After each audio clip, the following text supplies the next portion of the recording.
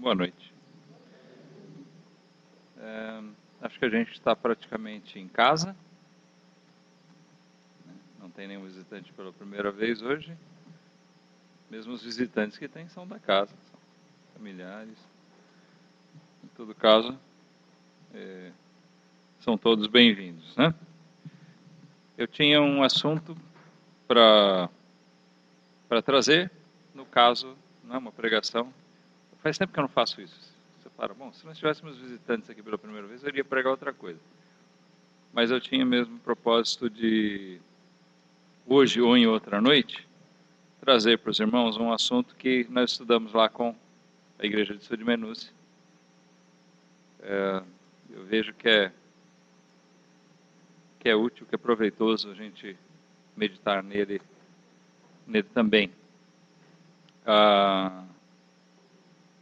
Na manhã, na noite da sexta-feira, lá, os irmãos me pediram para levar algum assunto referente ao casamento, família.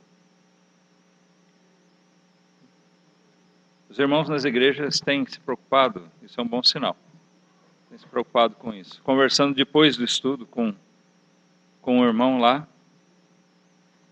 ele me falou que era muito bom, que era necessário mesmo a gente estudar, considerou o estudo proveitoso, útil, necessário para a vida da igreja, porque ele também tem sentido,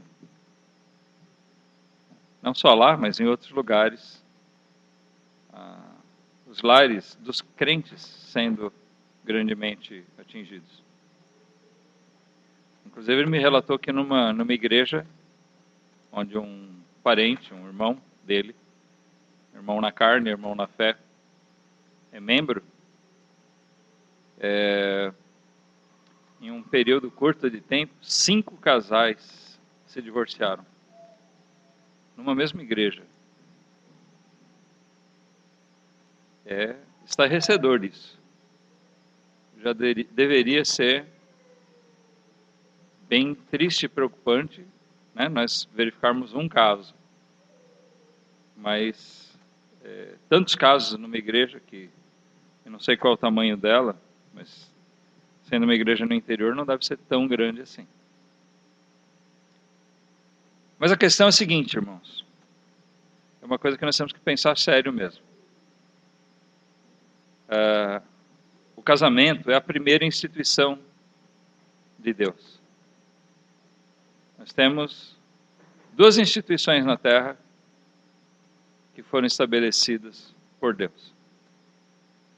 O casamento, né, 2 instituições espirituais. A gente tem os governos também que foram estabelecidos, tal, mas a instituição do matrimônio, do casamento, da família, é a primeira delas, e depois nós temos aquela que Jesus mesmo estabeleceu, que é a igreja. E essas 2 instituições, elas são sagradas. Elas são fundamentais para a sustentação da própria sociedade humana. Para o bem da sociedade. E para o nosso próprio bem. Quando a igreja desmorona, quando a família desmorona, quando elas perdem a conotação dada por Deus, quando elas perdem aquela configuração dada por Deus, nós somos afligidos, nós somos atacados, nós somos prejudicados. Deus é ofendido, mas nós somos os prejudicados.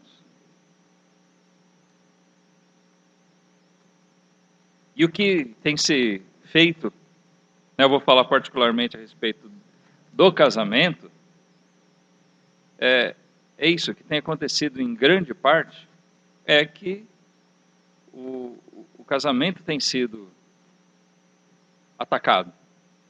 Não é verdade? Quem acompanha noticiário, na política, quem acompanha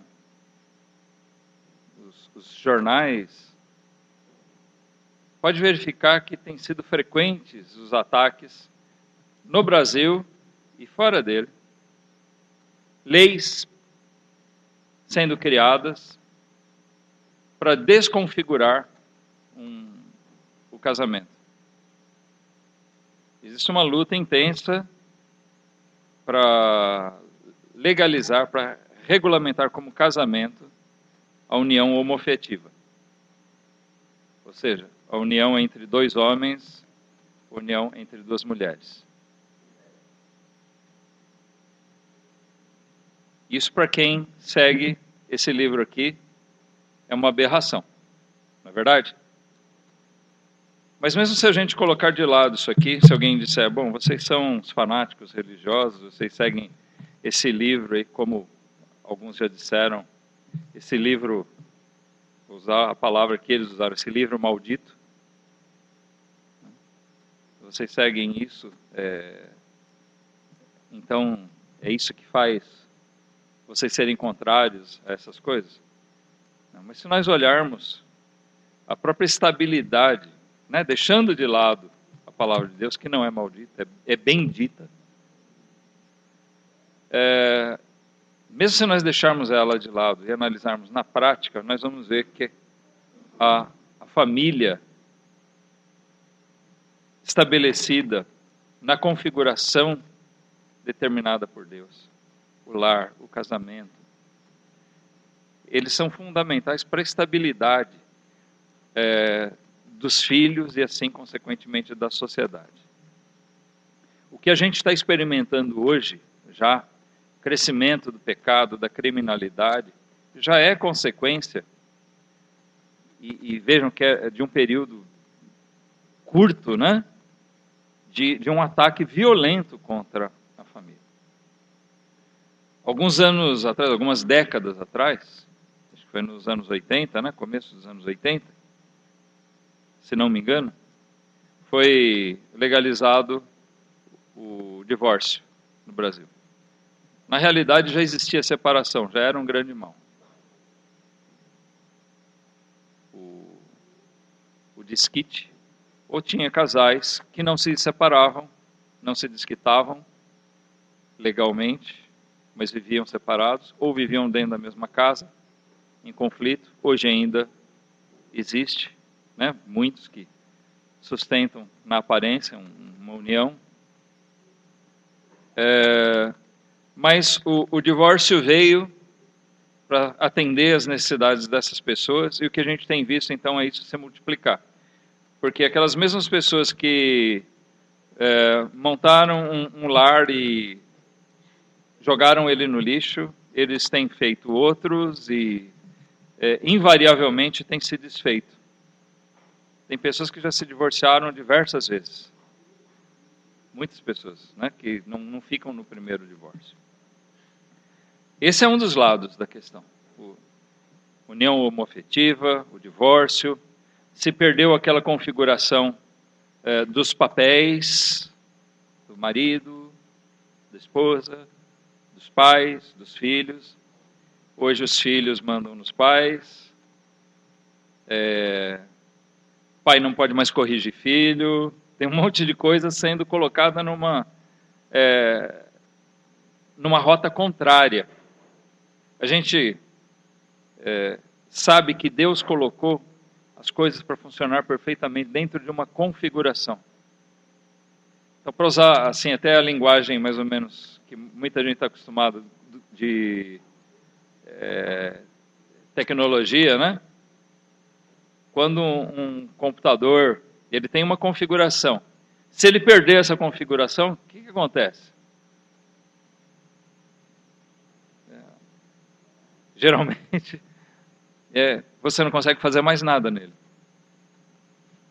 Ele começa a perder arquivos, perde uma configuração, você não consegue mais trabalhar com ele.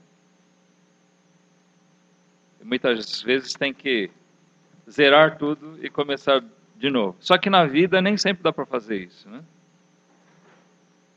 E mesmo quando se entende, por exemplo, que o divórcio seja uma forma de você zerar tudo e começar de novo, não é assim, porque ficam as marcas de um relacionamento que já existiu, que não era para ter sido desfeito.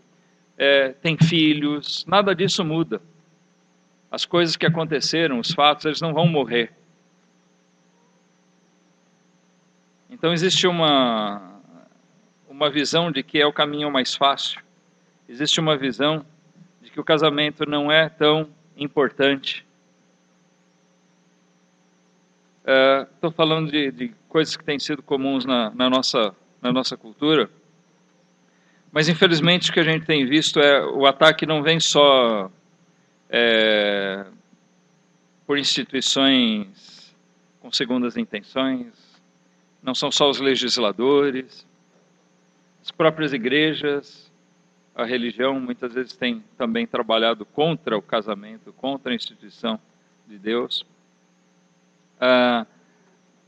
Os crentes mesmo, por não atentarem para o quanto isso é sagrado, têm agido irresponsavelmente com relação ao casamento, muitas vezes com relação à família, né? Quando eu digo casamento aqui, eu não estou me atendo só à união entre as duas pessoas, mas tudo que vem dela, a família, os filhos, aquele relacionamento, aquela coisa que se constrói juntos ali, através dessa instituição estabelecida por Deus. Então o que a gente vê é que essas instituições, tanto a igreja quanto o casamento, elas têm sido atacadas por todos os lados, irmãos, por dentro e por fora. Muitas vezes nós nos tornamos, de uma certa forma, pela nossa negligência, ou pelo nosso descaso, pela nossa falta de discernimento a respeito disso, nós nos tornamos cúmplices de Satanás. Porque nós estamos cooperando com um intento que é dele. Por trás de tudo isso, quem é que está querendo atacar as instituições de Deus? É Satanás. E muitas vezes a gente não olha para essas instituições com os olhos que deveria olhar.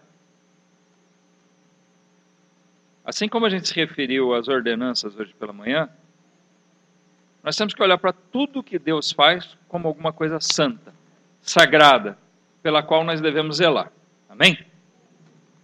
Mas zelar mesmo, com dedicação, com ardor. Olha, se Deus colocou isso, nós devemos ser zelosos, nós devemos ser defensores disso. Deus instituiu o casamento e nós devemos ver isso como uma instituição santíssima. Vamos ler lá em Gênesis capítulo 2, relembrar esse fato notável, né? Que Deus lá no Éden estabeleceu a família, estabeleceu um lar ali no Éden, dando àquele primeiro homem uma ajudadora, uma companheira, uma esposa. Gênesis 2:18 diz assim: E disse o Senhor Deus, não é bom que o homem esteja só, far-lhe-ei uma ajudadora idônea para ele. Deus viu, não é bom. Deus criou tanta coisa, disse, né? Isso é muito bom. Isso é bom. Ele criou a luz e viu que era boa. Tudo que ele criou, ele viu que era bom. Mas ele criou o homem e ele viu o homem só e falou, isso não é bom.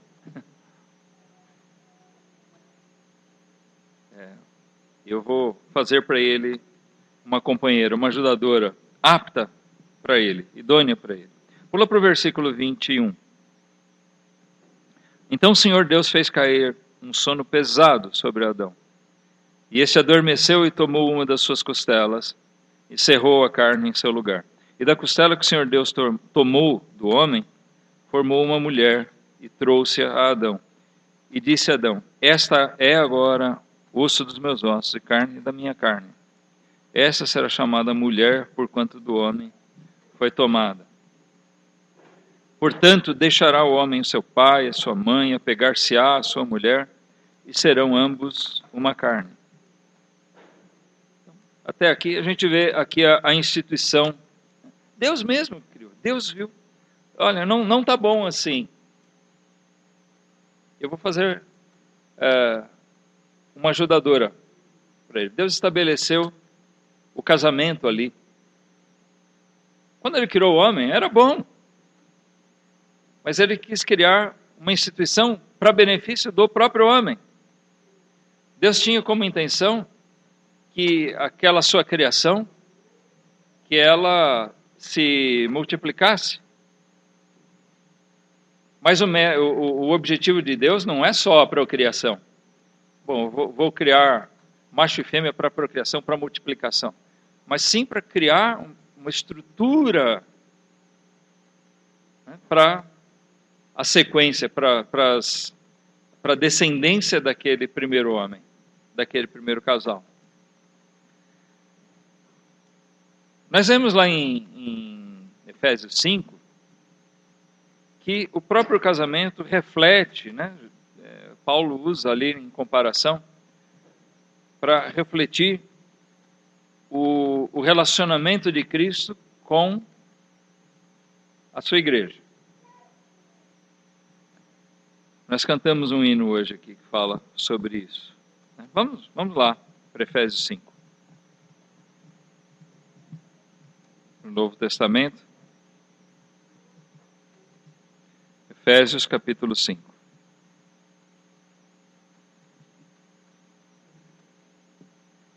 Versículo 23. Nós estudamos isso aqui há algum tempo com os casais aqui na igreja, né? Mas olha, versículo 23. Alguém pode pensar, poxa, esse assunto não tem interesse talvez para os jovens. Tem, porque vocês um dia, espera-se, né? Talvez, provavelmente, vocês vão se casar. Os jovens, as crianças. E mesmo as crianças precisam entender a importância da família. Deus criou a família. Nós podemos entender, talvez verificar que talvez nossas famílias não sejam um primor, não estejam bem dentro daquilo que deve ser aos olhos de Deus. O que está faltando? Então, futuramente, quando um jovenzinho desse aí constituir seu lar, tomara que ele possa constituir seu lar com aquelas coisas que hoje talvez falte no seu lar, na sua família, no casamento dos seus pais. Não é verdade? Que ele possa compreender isso, que ele possa enxergar essas coisas. Aqui no versículo 23 de Efésios 5, a gente lê: porque o marido é a cabeça da mulher, como também Cristo é a cabeça da igreja, sendo ele próprio o salvador do corpo, de sorte que, assim como a igreja está sujeita a Cristo, assim também as mulheres sejam, em tudo, sujeitas a seus maridos. Vós, maridos, amai vossas mulheres, como também Cristo amou a igreja, e a si mesmo se entregou por ela. Então a gente vê aqui um comparativo, né? A submissão da igreja a Cristo, o amor de Cristo para com a sua igreja, refletidos no casamento. A instrução de Paulo aqui não é a respeito da igreja. A instrução dele, o assunto dele aqui é casamento. Ele está usando Cristo e a igreja para ilustrar o que deve ser o casamento, e não o contrário. O que Cristo é assim com a sua igreja. Ele está tomando uma verdade para mostrar para a gente como deve ser. Cristo amou uma igreja que ele sabia que era imperfeita, porque ela é constituída de pessoas pecadoras, como nós, né? Mas ele amou a sua igreja, morreu por ela, e trabalha por ela. Se a gente for colocar a nossa igreja, por exemplo, como uma noiva de Cristo, né? Que perfeição ele vê em nós, irmãos. Sem julgar vocês, eu tomo por mim. Se Cristo olha para a igreja por mim, a começar pelo seu pastor, o que ele vê é um monte de imperfeições. Mas ainda assim eu sei que Ele ama essa igreja. E os propósitos dele para a igreja são imensos, né? Ele dedica o seu amor a essa igreja. Assim nós somos ensinados também como varões. E assim como a igreja deve toda a sujeição amorosa a Cristo como seu Senhor, assim também a esposa é ensinada a ser submissa, amorosa, apegada, né, buscando o bem do seu marido. Ser efetivamente uma cooperadora. A igreja foi estabelecida por Jesus para ser sua cooperadora aqui. Ele cuida dela para que a igreja nesse mundo possa estar trabalhando em favor da sua obra. Jesus deixou sua igreja aqui para trabalhar por Ele. Nós somos a ajudadora de Cristo. Nós não existimos sem Ele. A missão não é da igreja, a missão é de Cristo. A missão evangelizadora, mas a igreja foi colocada para ser essa ajudadora. E assim também, por isso é dito que a mulher deve ser submissa ao seu marido, porque ela está lá para ajudar ele. Não está lá para medir forças com ele, mas para ajudar ele, né, nos alvos dele, que se tornam os alvos deles, né, como casal, como família.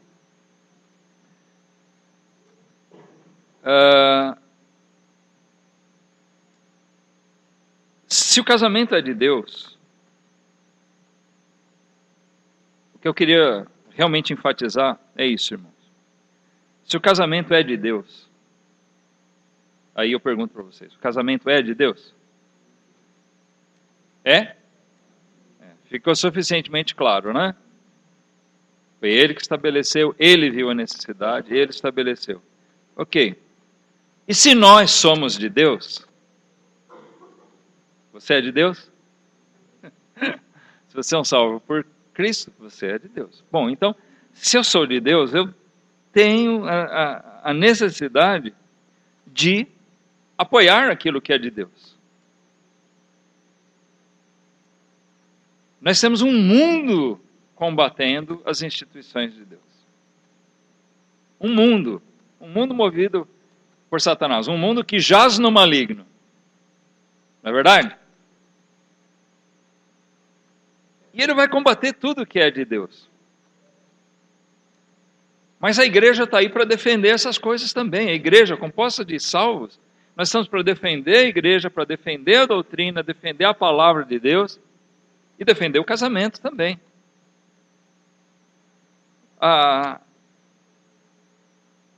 O casamento deve ser praticado, defendido, ensinado, com todo zelo pelos crentes. Defendido. A gente tem que zelar por ele, no ensino, de que o casamento seja conforme a palavra de Deus, conforme a configuração dada por Deus. E entra isso. Não basta que seja entre um homem e uma mulher, macho e fêmea, os criou. Mas que seja daquela forma, que o casamento seja naquela forma que Deus estabeleceu. Mas hoje tem muitos crentes com a cabeça muito moderna. Hoje é diferente. É diferente nada. Tem situações diferentes no mundo? Tem. Mas as verdades de Deus são imutáveis. O mundo está como está porque as pessoas e os próprios crentes acabaram sendo convencidos de que as coisas têm que mudar.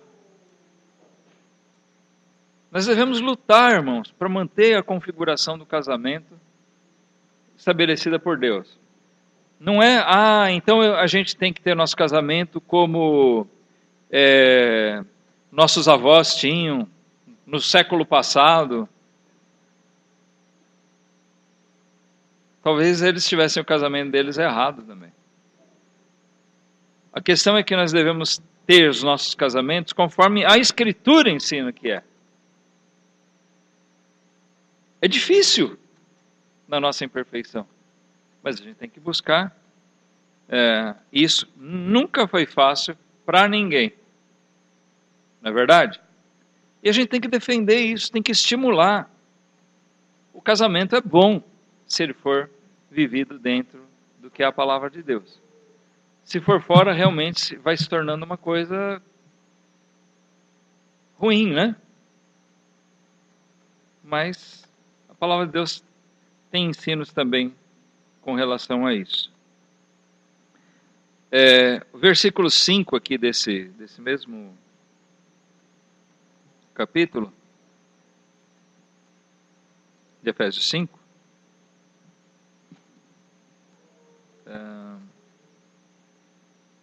a gente lê, assim, capítulo 5, versículo 5 a 11, diz: porque bem sabeis isso, que nenhum devasso, impuro, avarento, qual é idólatra, tem herança, no reino de Cristo e de Deus. Ninguém vos engane com palavras vãs, porque por essas coisas vem a ira de Deus sobre os filhos da desobediência.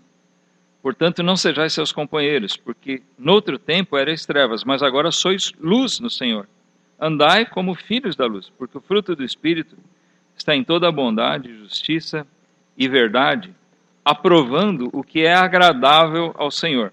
Então, notem, por que eu estou lendo isso aqui? Parece um assunto que não tem nada a ver, porque ele só vai entrar no assunto de casamento um pouquinho adiante, alguns versículos para frente. Mas Paulo está encaminhando para esse assunto aqui. Mas eu chamo a atenção que ele está dizendo: olha, se afaste de todas essas coisas do pecado e busque as coisas espirituais, andar na luz, como filhos da luz. E eu chamo a atenção aqui do versículo 10, aprovando o que é agradável ao Senhor. Ora, se o casamento foi estabelecido por Deus, e naquela forma, aquilo é agradável a Deus, então nós, como filhos dele, nós devemos aprovar o casamento como uma instituição de Deus, do jeito que Deus estabeleceu. Não do jeito que a cultura atual, que a sociedade atual, diz que deve ser. Nós temos que zelar por isso. Como é que nós vamos fazer isso? Andando na luz. Aprovando, apoiando as coisas de Deus. Nós temos que ser contrários mesmo, quando alguém fala de coisas que vão contra o casamento, contra a família, nós devemos ser contrários.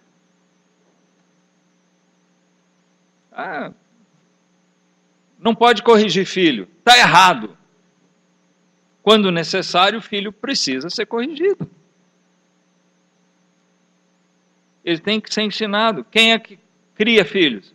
Não é o governo, não é a escola, nem é a igreja, é a família. Esse encargo foi dado à família. E até a nossa Constituição diz isso. Tá? A responsabilidade de direcionar a educação dos nossos filhos é nossa. Então, quando eles querem colocar outras leis para mudar isso, eles estão indo contra a própria Constituição. E pior do que isso, eles estão indo contra a lei de Deus.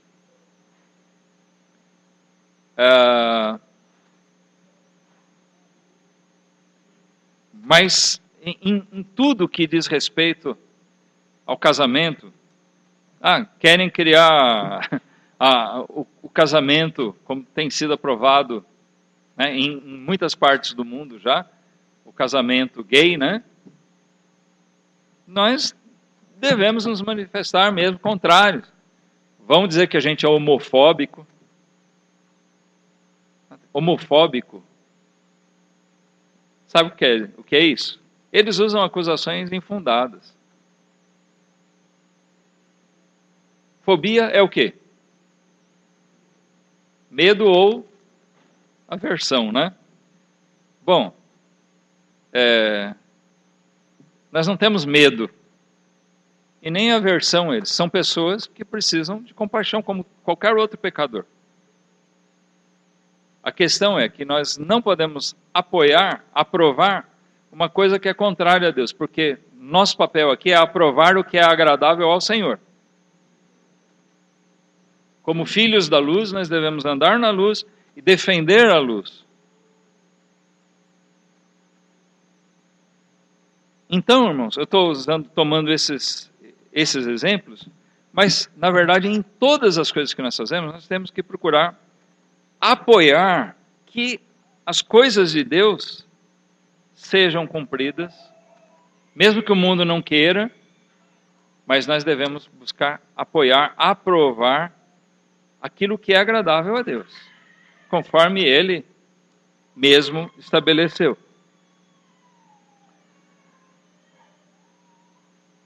Deus, sendo o criador do casamento, Ele está envolvido com o casamento. O tempo todo. Desde antes até o final. Como eu disse antes, nós temos que olhar para o casamento como uma coisa sagrada. Deus criou e Deus está envolvido com ele. Deus, sendo o criador do mundo, o criador de todas as coisas, tem gente que tem uma ideia de que Deus criou o mundo e largou assim, né, ao bel prazer. As coisas, os planetas, os astros, as coisas vão correndo aí sem o controle de Deus. Nós cremos que, segundo as Escrituras, nós cremos num Deus soberano. Amém? Nós cremos num Deus soberano que criou todas as coisas e nada escapa ao controle dele. Ele não faz de nós marionetes, fantoches, mas nada nem ninguém escapa ao controle de Deus. Tudo é cuidado meticulosamente de Deus, mediante um plano que ele tem, um plano que não vai naufragar, um plano que não vai ser... me fugiu a palavra que eu queria agora, mas um plano que não vai fracassar, não vai deixar de acontecer de maneira alguma. Deus está envolvido com tudo que Ele criou. Ele continua sustentando todas as coisas. A sua criação, ela é sustentada. E Deus, como Criador do casamento, também, Ele está presente em todo o casamento. Ele não institui agora, vocês fazem do jeito que vocês quiserem.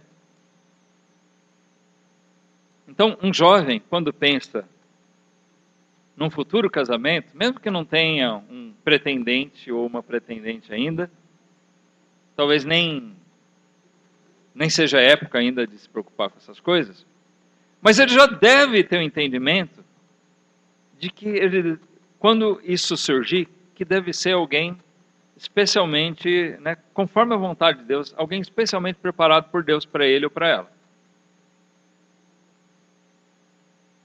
Que Deus esteja realmente envolvido, que nós estejamos considerando o envolvimento de Deus no matrimônio, no casamento. Isso passa desde antes, passa pelo início, pelo durante e pelo final do casamento. Até o fim dessa vida aqui.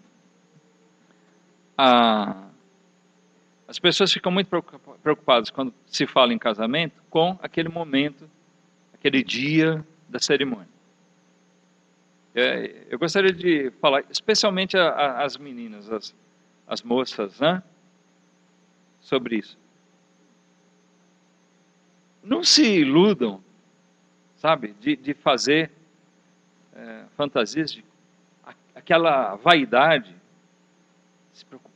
Aquele dia do meu casamento, aquele é o meu dia. Então eu vou estar linda, maravilhosa. Eu vou entrar na igreja arrebentando, todas as atenções vão estar voltadas para mim.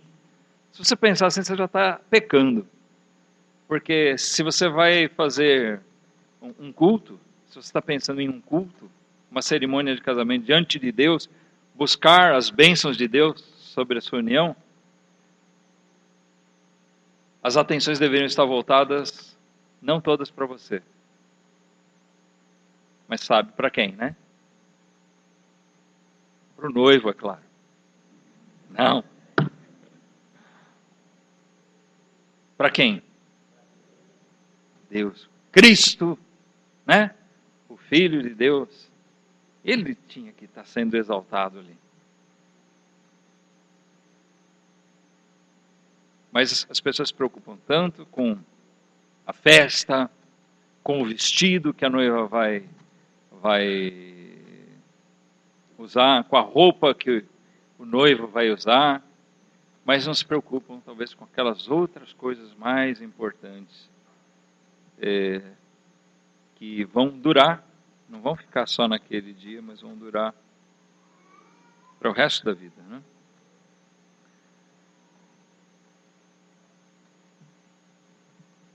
Vamos abrir em 2 Coríntios, capítulo 6.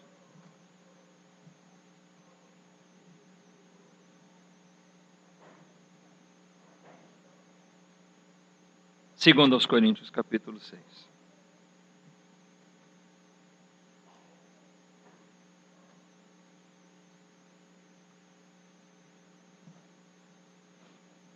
Deus está envolvido, nós devemos envolver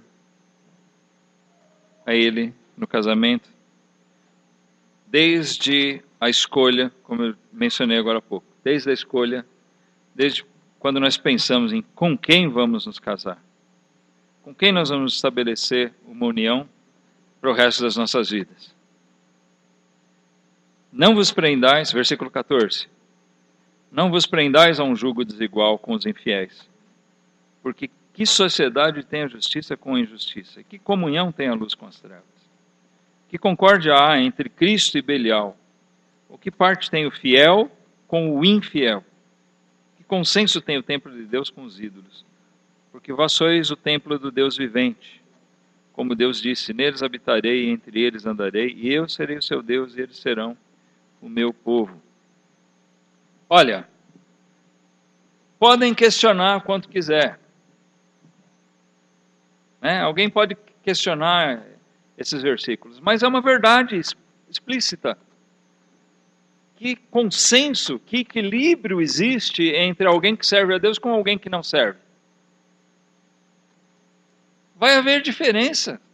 Quem é casado com um descrente sabe disso. A Bíblia não ensina que, alguém que se converte tem que se separar, né, do descrente, muito pelo contrário. Lá no capítulo 7 de 1 Coríntios, Paulo dá a instrução, fique como está. Mas ele ensina, não busque, sendo você um crente, ou uma crente, não busque uma união com alguém que seja infiel a Deus, porque não há consenso.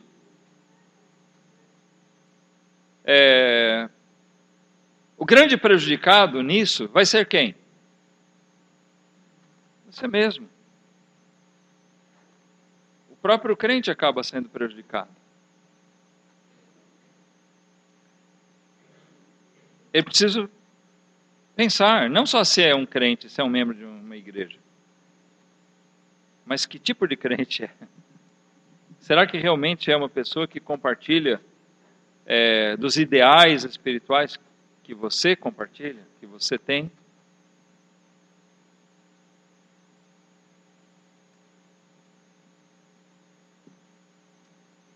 Porque quando os dois não andam no mesmo ritmo,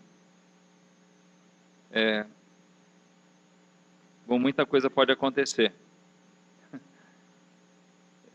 A gente não anda mesmo no mesmo ritmo. Geralmente um precisa ajudar o outro.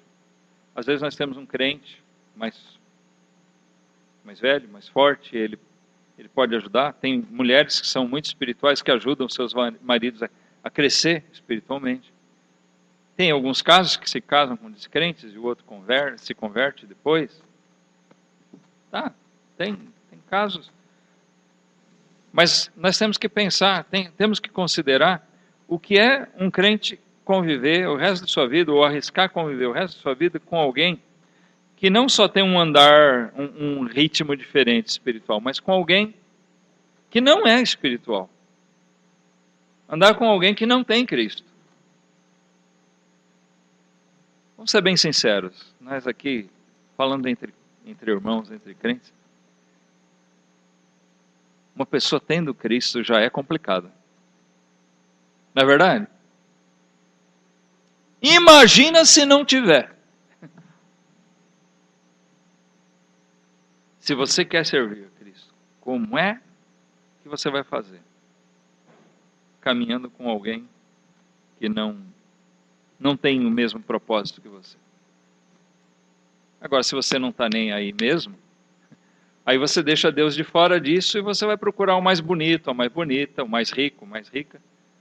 Muitos pais, né, crentes, têm cometido erro de olhar para, sei lá, um rapaz rico, um rapaz que tem uma família boa de dinheiro, né? Ou com um bom curso, falar, esse é um partidão para minha filha, ou vice-versa. Pode até ser, mas nem sempre. Muitas vezes não é. Estão olhando, estão mirando a coisa errada. Um partidão para os nossos filhos, nós temos que olhar alguém que realmente se mostra espiritual. Isso se os nossos filhos forem espirituais, para eles não atrapalharem o outro também, né? Mas é isso que nós temos que olhar. E é por isso que nós devemos orar, irmãos. Para que os nossos filhos tenham sabedoria de Deus. Quando eles forem casar. Porque não somos nós que vamos casar. São eles que vão casar. Nós já temos o nosso. A gente já tem o nosso osso para roer em casa. Em 1 Coríntios 6, vamos lá para 1 Coríntios, capítulo 6.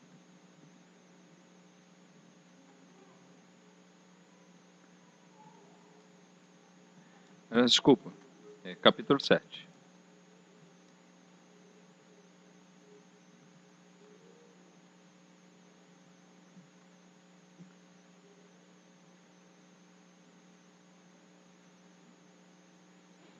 No versículo 8 e 9, ele diz: digo, porém, aos solteiros e às viúvas que lhes é bom se ficarem como eu. Paulo estava aconselhando esses irmãos, se você puder ficar sem casar, não se case mesmo. Porque ele estava recomendando isso. O casamento é bom, mas o casamento vai te encher de ocupações que vão tomar grande parte da sua vida. E se Paulo, por exemplo, fosse casado, ele tem muitas coisas que talvez ele não pudesse fazer com o mesmo desprendimento que ele fazia, com o que ele fez. Mas ele, no versículo 9, fala uma coisa importante. Ele fala, mas se não podem conter-se, casem-se, porque é melhor casar do que abrasar-se. Paulo trata num assunto bem delicado para o jovem aqui, a necessidade do casamento.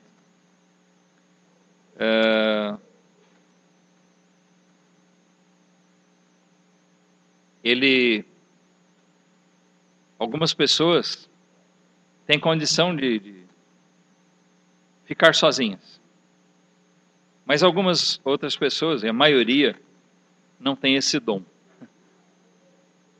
Chega uma idade que ele tem uma necessidade biológica, fisiológica, mental, espiritual, de se ligar a alguém. Aqui ele está falando mais especificamente das necessidades sexuais até. Se você se abrasar, é melhor você se casar do que você vir a pecar por causa disso. Então é onde, na vida de solteiro, tem que se ver bem, tomar o devido cuidado, porque alguém que se abrasar, ele pode se envolver em situações ilícitas. Né? Na nossa cultura, é tão podre que alguns pais, em alguns lugares, chegam a recomendar aos filhos que procurem prostitutas. Irmãos, a palavra de Deus fala ao contrário. Quando nós lemos lá em Provérbios, o que nós estudamos? O pai amoroso sabe ensinando os filhos a nem parar na porta da prostituta, da mulher adúltera, para ele não se expor ao perigo. E quando nós colocamos esse cenário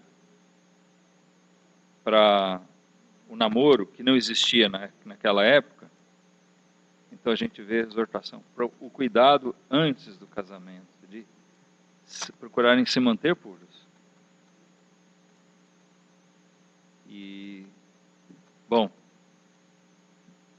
não conseguindo, ou vendo que não vai conseguir, melhor, case-se. Mas tem que ter juízo, tem que ter controle, porque o casamento é coisa séria. Não é só para fugir da tentação de pecar. Bom, então vou casar, mas se não der certo eu desmancho. Tem que ter consciência de que é um passo muito sério, porque o casamento é coisa santa.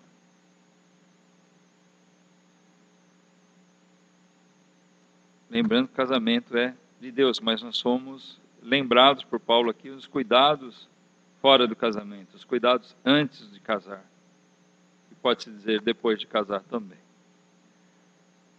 Mas a gente vê também, Deus está envolvido e preocupado, vamos dizer assim, com o casamento na nossa convivência também. Efésios 5 fala muito sobre isso, a gente já leu algumas coisas, mas a gente vai aqui a 1 Pedro, irmãos, capítulo 3.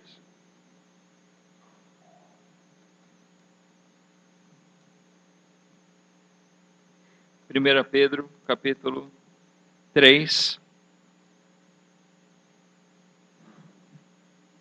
versículo 1.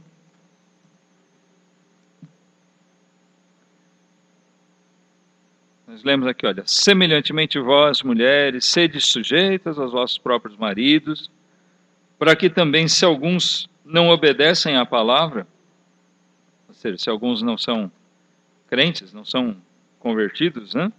Pelo porte de suas mulheres, sejam ganhos, sem palavra, considerando a vossa vida casta, em temor.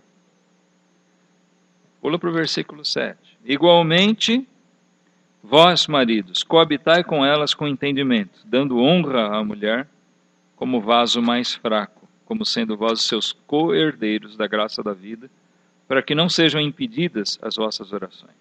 Aqui o apóstolo Pedro está fazendo recomendações na convivência do casamento. Ele chega a colocar, aqui a gente enfatiza muito a questão, quando ele fala de uma mulher casada com alguém não crente, que ela vai tentar ganhar ele pelo bom comportamento, pelo bom testemunho dela. Mas ele não está falando especificamente disso. Quer dizer que então a mulher do crente, ele já é salvo mesmo, então eu posso viver de qualquer jeito? Claro que não. O que Pedro está ensinando aqui, irmãos, que a palavra de Deus está ensinando, é que ainda mais a mulher crente, ela deve ser preocupada em ter um comportamento adequado, conforme o combinado ali, né, com o seu marido. Que ele possa ver nela um bom porte, como uma serva de Deus, como uma cristã mesmo. E que ela possa encontrar nele alguém que convive com entendimento. Não aquele que se impõe como um tirano, mas notem que a ênfase de Pedro aqui está numa convivência saudável dentro do casamento. Assim como Paulo enfatiza lá no capítulo 5, aquela relação entre o marido e a mulher, comparando com Jesus e a igreja, aqui Pedro também está fazendo a mesma coisa. Ele está enfatizando a busca dos dois né, das duas partes, de harmonia dentro do lar. Então, quando a gente busca essas coisas, cumprir o nosso papel, a nossa função, cada um a sua parte, buscando essa harmonia, nós estamos aprovando o que é agradável ao Senhor. É uma maneira de o crente defender as coisas de Deus, é ele fazer conforme a palavra de Deus ensina. O marido crente que não convive com entendimento com a sua esposa, ele não é sensível a ela, ele falha nesse aspecto. E nós varões, tendemos terrivelmente a não sermos sensíveis às nossas esposas. Muitas vezes a gente quer pensar que elas pensam conforme nós pensamos. E não é assim. Elas são diferentes. Cabeça de mulher é diferente da do homem.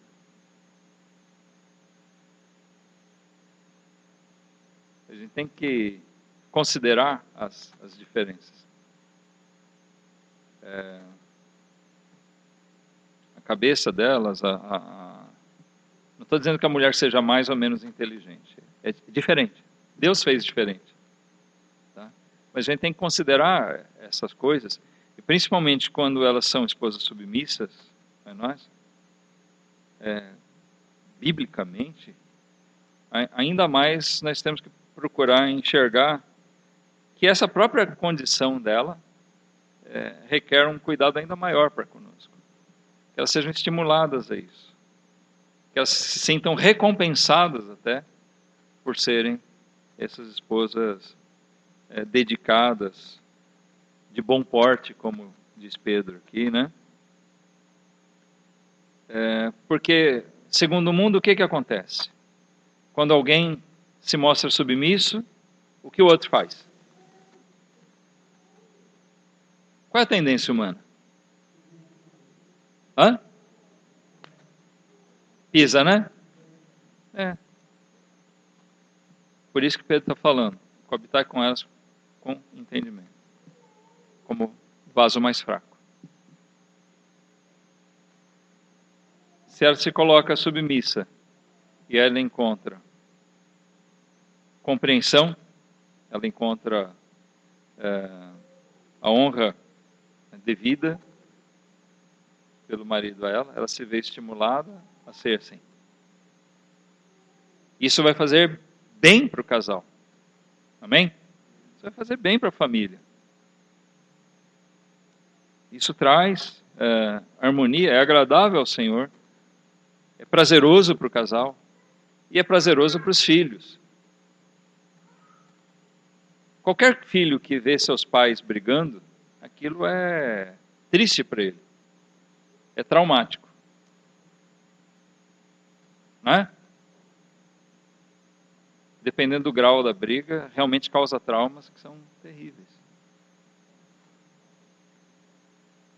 Aí vai abrindo um parênteses, um conselhinho. Quem ainda tem seus filhos em casa, nunca brigue na frente dos seus filhos.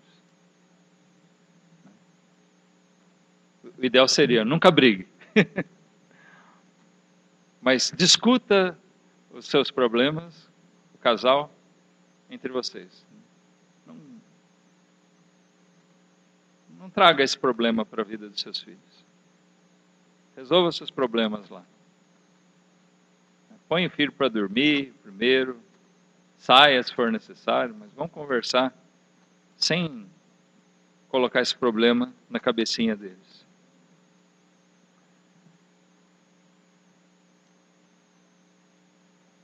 Então, olha, nós vemos, Deus deve estar envolvido na escolha do cônjuge, no cuidado antes de se casar, na nossa convivência, que seja harmoniosa, como Deus quer que seja, na nossa fidelidade. Uma coisa que é requerida na palavra de Deus é a fidelidade. Fidelidade a Deus e a fidelidade no casamento. Em Provérbios 5, vamos lá no Velho Testamento.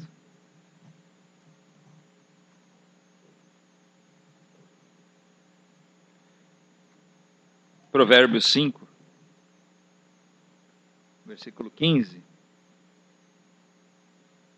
Diz assim: bebe água da tua fonte e das correntes do teu poço. Derramar-se-ão as tuas fontes por fora e pelas ruas os ribeiros de águas?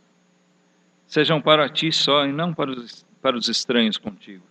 Seja bendito o teu manancial e alegra-te com a mulher da tua mocidade. A mulher da tua mocidade, essa expressão aqui quer dizer aquela com quem você casou. A mulher da mocidade é aquela com quem você se uniu lá atrás. Seja fiel a ela. Seja entre você e ela, o seu prazer, dentro do casamento. No final do versículo 19, fala, como serva amorosa e gazela graciosa, os seus seios te saciem todo o tempo, e pelo seu amor sejas atraído perpetuamente. Como é gostoso a gente ver, né, um casal que continua apaixonado pelo outro, que se amam e continuam enxergando um no outro, atrativos. A gente vai ficando velho, a gente vai perdendo aquela beleza, mas quando os dois envelhecem juntos, né, o que é muito moda nos nossos dias é o camarada chegar a um ponto, ele faz 50, ele quer trocar a mulher de 50 por duas de 25. Né? Não é troco, não é brincadeira. É bonito ver envelhecerem juntos. Eu até mencionei lá em Sud, mais do que isso, né? É bonito a gente ver, por exemplo, como a gente sabe que o casamento ele acaba aqui, ele é uma instituição terrena. Mas é bonito a gente ver também exemplo como de Abraão e Sara, que é mencionado na Bíblia como um casamento assim. É um exemplo de casamento. A gente vê que Sara tinha voz, tanto que Abraão muitas vezes ouviu o conselho, a Bíblia relata que ele ouviu o conselho de Sara, e às vezes ele acertou, às vezes ele errou. A responsabilidade de julgar se o conselho da Sara era válido, se devia seguir ou não, era dele. A responsabilidade dele como líder, como cabeça do lar, como cabeça do casamento. Mas ele ouvia Sara. E a Bíblia fala que Sara era extremamente submissa, chamando ele de Senhor. Mas eles conseguiam ter essa submissão, mas ao mesmo tempo o Abraão dava uma atenção para o que Sara dizia. Aí, no fim da vida, Sara morreu, Abraão, ainda velho, se casou novamente, né?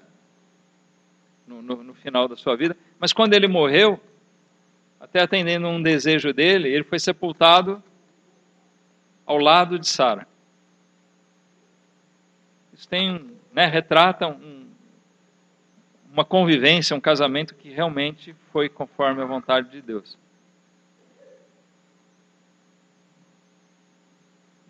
Então, eu e a Miriam já está combinado. A gente vai lá no cemitério da Cachoeirinha, ver se a gente acha uma gaveta próxima lá, tá? Brincando, nós nunca combinamos nada disso, não.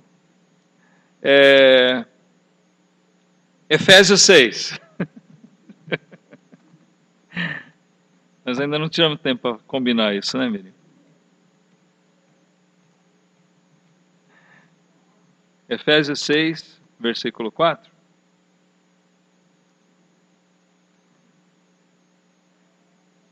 Versículo que a gente, com os varões aqui, meditou alguns mês passado, retrasado. Mas lembra que vós pais não provoqueis a ira a vossos filhos, mas criai-os na doutrina e admoestação do Senhor. Então a gente deve lembrar que o casamento não é só o marido e mulher, mas o casamento envolve filhos, né? O casamento origina a família, dá origem à família. E os nossos filhos precisam ser criados dessa maneira. Filhos de crentes devem ser criados nos caminhos do Senhor, na doutrina e admoestação da palavra de Deus. Mas os filhos têm que ver não só, esse ensino não é só por palavras, mas é por vivência, por exemplo. Amém? Não adianta nada a gente ensinar, filho, você vai decorar os 10 mandamentos. Aí o filho decora lá, não usarás o nome do Senhor teu Deus em vão. Mas ele vê o pai usando o nome de Deus em vão o tempo todo. Não roubarás. E o filho vê lá o pai fazendo coisas desonestas. Opa! Eles têm que ver em nós um temor de Deus, uma obediência, onde eles são ensinados pelo próprio exemplo, serem estimulados ao conhecimento de Deus. Se eles vão ser salvos ou não, aí está na mão de Deus. Mas o nosso papel é esse. Então, em todas essas coisas, irmãos, quero dizer, Deus está envolvido. Nós vemos, teria muito mais o que falar aqui sobre o casamento, sobre a família. Direto ou indiretamente, a Bíblia toda fala sobre isso. Aliás, chega a tratar os salvos como uma família, a família de Deus.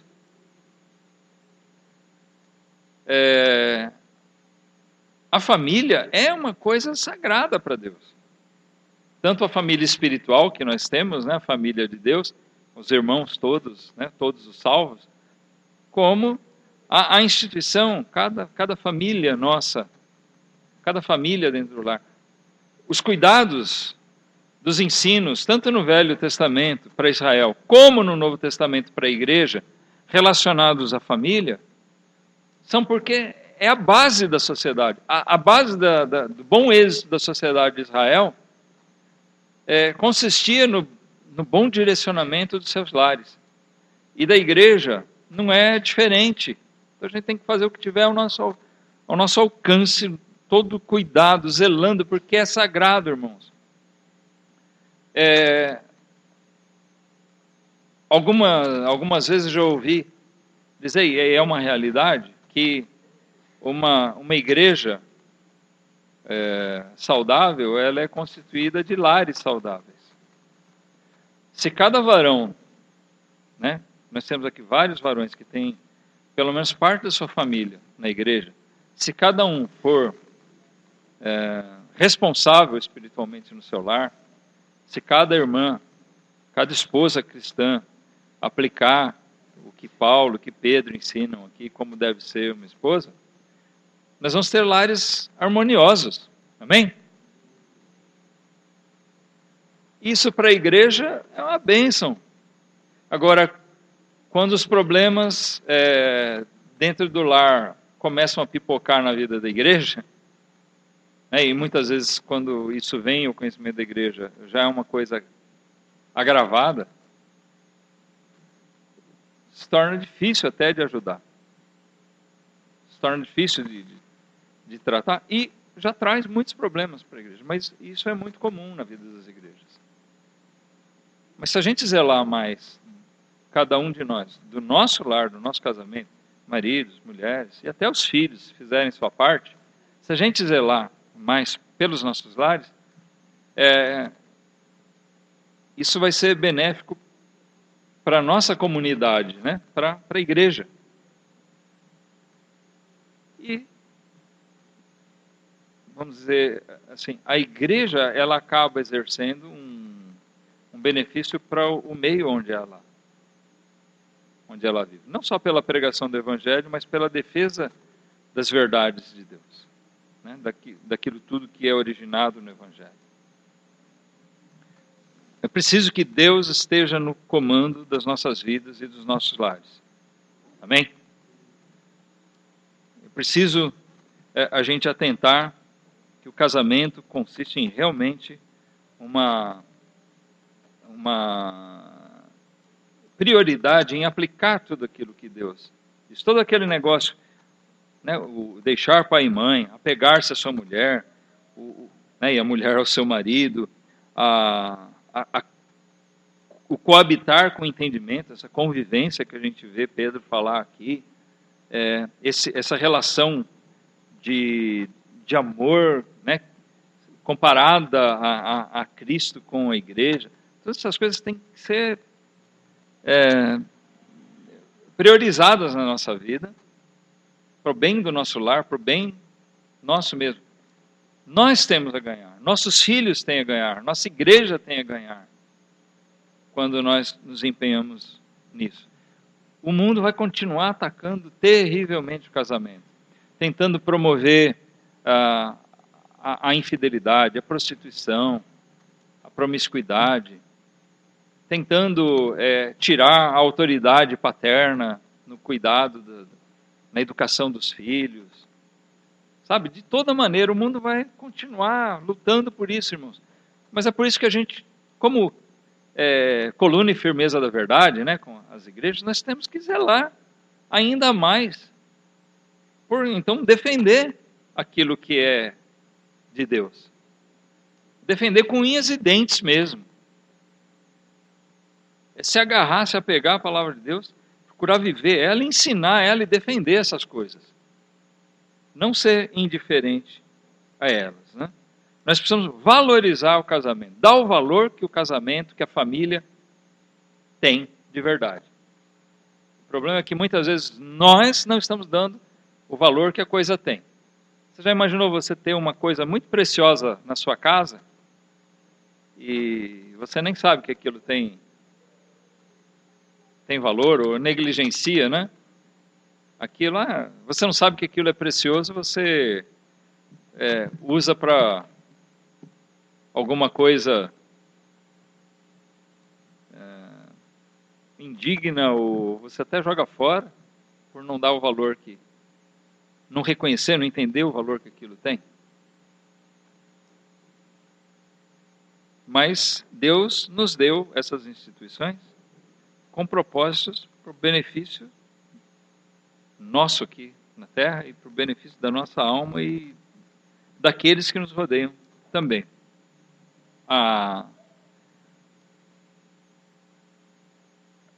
Às vezes se dá tão pouco valor para o casamento, né, que então, eu diria assim, hoje em dia existe uma ideia do casamento Marabras.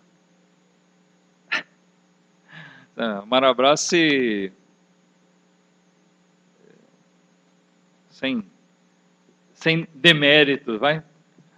Mas é uma loja que se caracteriza assim por vender móveis baratos, né? Eles mesmos, preço melhor ninguém faz, né? Mas são baratos porque são de baixa qualidade.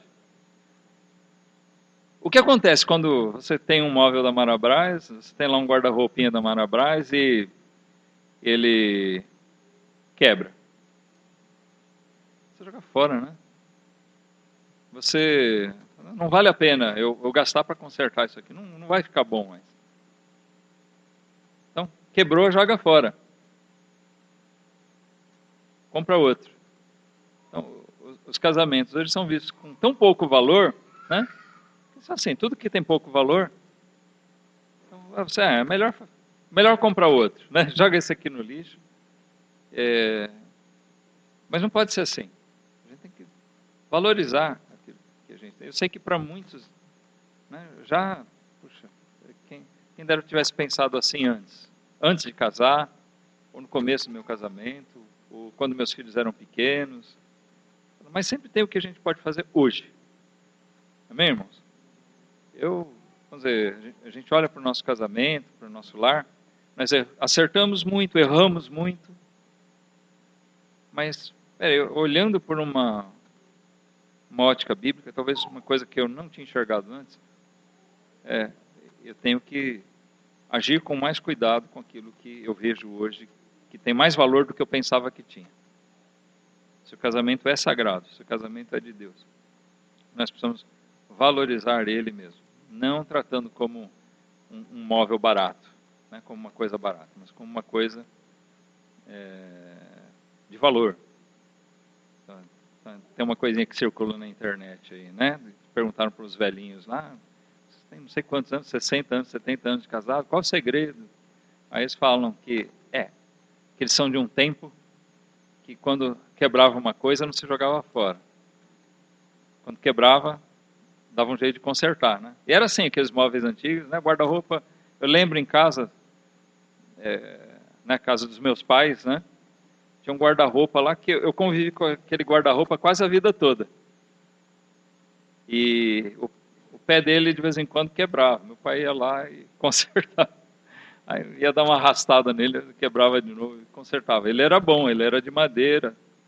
Mas valia a pena consertar o pé dele. Se é um móvel barato, você joga fora e compra outro, né? Então, a verdade é essa. Bom, aquilo que quebrou, se é de valor, trata de consertar, que você tem uma coisa boa. Não joga fora. Quebrou, conserta. Se o casamento é de Deus, como a gente vê nas Escrituras, é porque ele é coisa séria e é preciosa, é de valor. E a gente tem que entender que ele é de valor fundamental para a nossa própria vida. As instituições de Deus devem ser zeladas e agrada a Deus. Vamos lutar, irmãos, pela defesa daquilo que é de Deus. Eu quero falar em outra oportunidade sobre a igreja. Tá? A gente já tem falado algumas vezes, eu não quero me tornar repetitivo, mas é outra instituição de Deus que tem sido muito atacada. E a gente precisa zelar por essas coisas mesmo, com todo cuidado. Para que não deteriore, não desconfigure. Amém? Que nossos lares possam ser direcionados sempre por Deus, abençoados por Ele, que Deus dê sabedoria e perseverança da nossa parte, para a gente ser mais cuidadoso, né, com relação a eles. Vocês jovens que ainda vão construir seu lar futuramente, pensa bem nisso, seja cuidadoso, coloca Deus nos planos, ore a Deus. Tá? Não tenha vergonha de parecer careta, não. Tenha Deus à frente de tudo, porque a família é coisa muito séria. Vai chegar o seu dia, a sua hora de você constituir seu lar, que ele possa ser constituído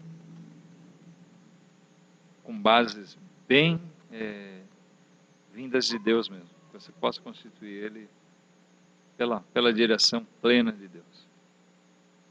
Tá? Não vai atrás naquela... o jovenzinho chega numa idade, na escola, na vizinhança, fica aquele negócio de olhar... sempre vão atrás do mais bonitinho, da mais bonitinha, né? E às vezes não enxergam outras coisas. E muitas vezes o mais bonitinho, a mais bonitinha, só vai trazer dor de cabeça. Cuidado com os critérios carnais, né, que a gente possa estar adotando.